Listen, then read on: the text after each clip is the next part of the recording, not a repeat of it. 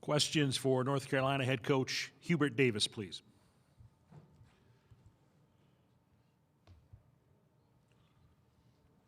Yeah, Jeremiah Holloway with Inside Carolina. Good to see you, Hubert. Good to see you, Jeremiah. Yes, sir. Wanted to ask you about Seth. Obviously, he's back playing in his hometown, Milwaukee, and just obviously I know the other day he had a really productive night. I guess for one, how cool is it that Seth does get to play in his hometown, and then also can you speak a little bit to I guess his ability to get to the line a lot the other night against San Diego State? Yeah, he's really excited about playing back at home, and irregardless if we're here or not, he has a pretty good following everywhere that we go. His family does a terrific job of supporting him, whether we're at home or on the road.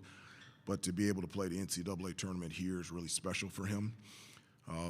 You mentioned Seth's ability. He does a number of positive and great things for us. One of them is being able to attack the basket and get fouled and get to the free throw line. One, because he has the ability to do that. Two, he has the ability to be able to do that consistently and be able to score and finish because of his athleticism and strength. And then three is when he gets fouled, he can go to the free throw line, and he's one of the better free throw shooters, not only in our team but in our conference. So I always tell him attack, attack, attack, under control, because I feel like good things happen when he attacks the basket. Adam Smith with Inside Carolina. Hey, Hubert. Wanted to just ask you your overall impressions of Ole Miss as you've started to dig into studying them, and also seeing Sean Padula again after facing him at Virginia Tech. Just maybe what have you noticed about how his game has changed, if it has? Just your impressions of how he fits with this team. Well, for Ole Miss, obviously they're talented on both ends of the floor, but I think they hang their hat the way that they play defensively. They do a really good job of creating turnovers, which allows them to get out in transition where they're really good in transition. They've got athleticism. They're able to switch any type of action, whether it's on the ball or off, and tries to force you and take you out of your offensive sets and force you into a one-on-one situation. For us, especially over the last month and a half, we've faced a number of teams that switch 1 through 5 on and off the ball, but obviously Ole Miss does it at an elite level. And you're talking about Sean, he's just when I say he's a basketball player, what I mean by that is from an offensive standpoint, there's very few guys in the country that is very efficient shooting the ball from 3. He can get to the basket. He has a great mid-range game, a pump fake, and get to the free throw line. I always talk to the team about elite players make routine plays routinely, and that's, I think, a perfect description of Sean. He just makes routine plays routinely. He's tough, he's competitive, and we'll have our hands full tomorrow afternoon. Hey, Hubert, Isaac Trotter with CBS. You held San Diego State to 8 shots at the rim. What's changed? What's the flip that's been switched for this perimeter defense, which feels like you're not allowing straight line drives anymore? Yeah, I mean, I would say over, the last month and a half, our defense has just continued to improve. We've talked about containing, contesting, no middle, no paint, no foul. How important it is to protect the paint. We don't have tremendous length and size from top to bottom, so it's important to keep teams away from the basket because, we don't have a, definitive, consistent shot blocker on our team that can alter shots as well. And so just a huge emphasis on trying to protect the paint, and our team defensively not only have gotten better in the last month and a half in that regards, but I've seen the benefit of defense in protecting the paint because it allows us to get stops, finish it with a box-out rebound, and then allow us to get out in transition where we've been pretty good all season. Hi, Hubert.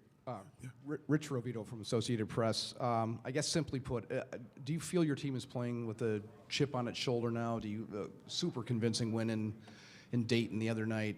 Have you silenced the critics that thought you shouldn't be in this tournament?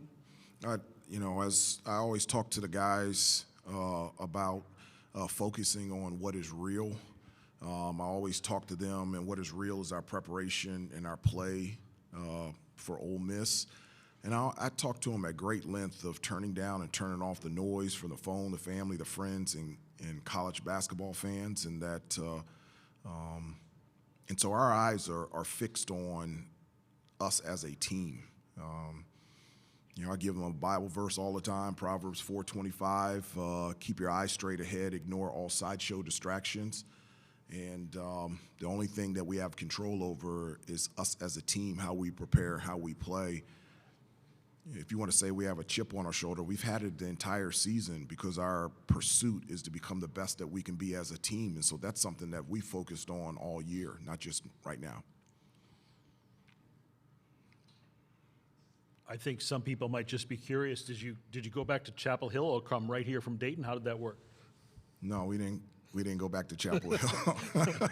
No, we came right after our game against San Diego State. We caught a 2:30 a.m. flight and got here about 4:30 on Wednesday morning, and had a good practice yesterday, and have a couple good practices today in preparation for tomorrow. But we're very thankful and blessed to still be a part of this tournament and be here in a wonderful city here in Milwaukee.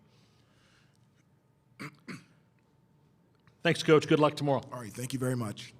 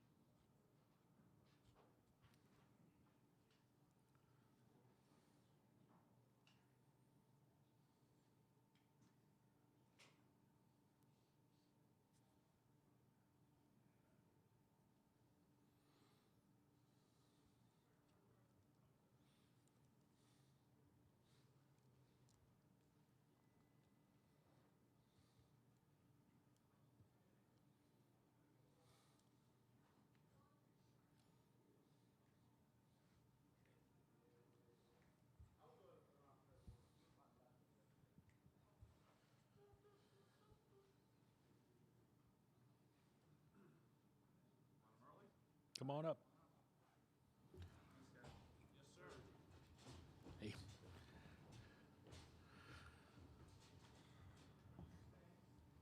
Joined by North Carolina student-athlete Seth Trimble from Menominee Falls and R.J. Davis, who's the second all-time leading scorer in North Carolina history. Questions, please.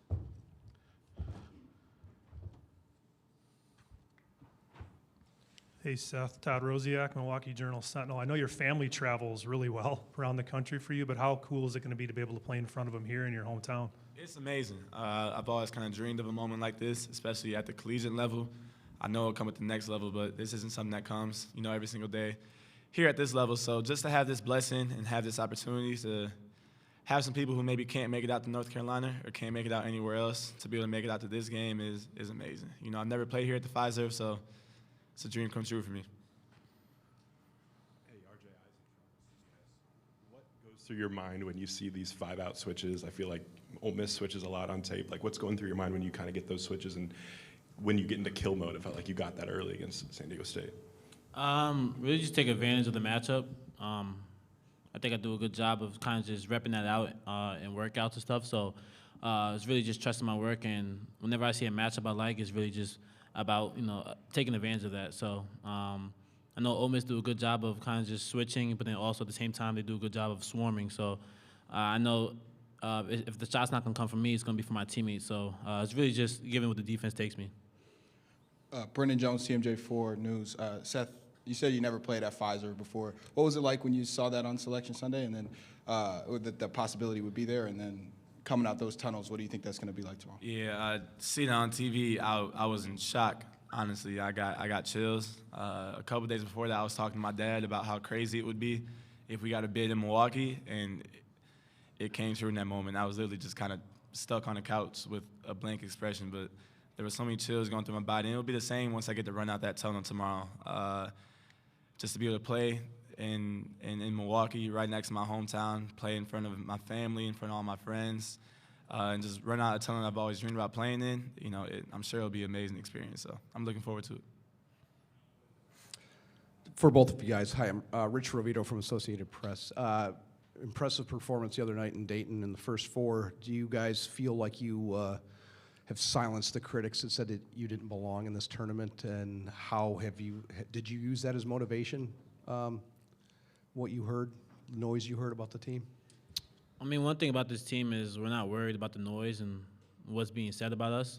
Obviously, there's been, we hear it, but we ignore it. We don't really pay too much attention to it. So it's really just more about sticking to our game plan and proving ourselves right. We know we're capable of. We know we're a tournament team. So we just want to go out there and prove that to ourselves. And I think we did a good job of doing that, the first four. Exactly what RJ was saying. What we want to do most, we want to prove ourselves right. We want to be the team that we know we can be. And we felt like, last game against San Diego State, we did a great job of doing that. We know, we're the University of North Carolina. Whatever we do, there's going to be hate. So this isn't anything new for us. We know how to block it out. And, we've been doing a really good job of that.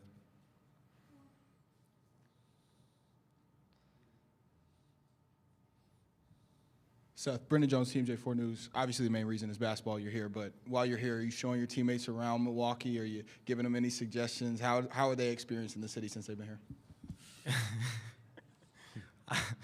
I've been giving me and Coach Sullivan, we've been giving some good dinner recommendations. Dinner's been amazing. Our hotel's nice. They're not too happy with the weather. The rain turned to a little bit of snow last night.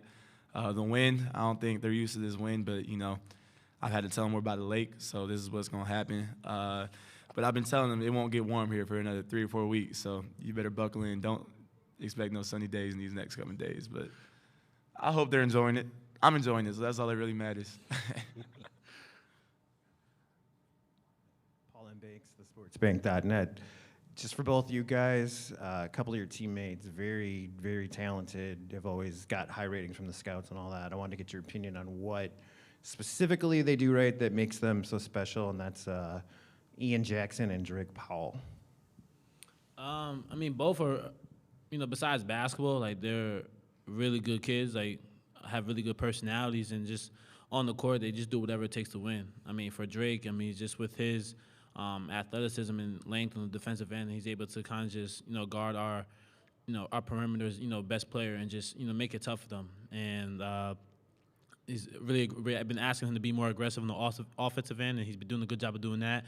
And then, for Ian, he's a confident kid. He's a shot maker, and he's able to get it going. So when you have two talented kids like that, that are being highly scouted by NBA scouts, I mean, it just makes the team more fun to watch, and it helps us out as a group.